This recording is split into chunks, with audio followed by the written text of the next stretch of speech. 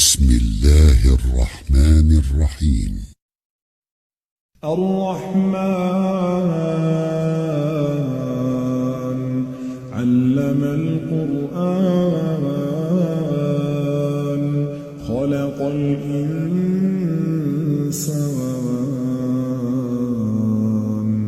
علمه البيان الشمس والقمر بحسبان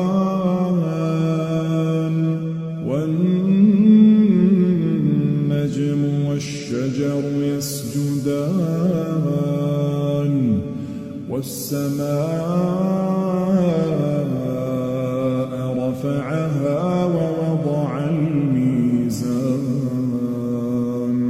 ألا تطغوا في الميزان وأقيموا الوزن بالقسط ولا تخسروا الميزان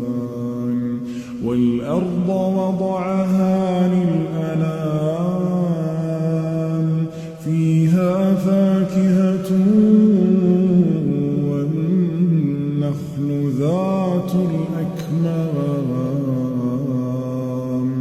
والحب ذو العصف والريحان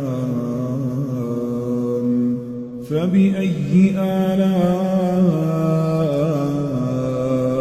ربكما تكذبان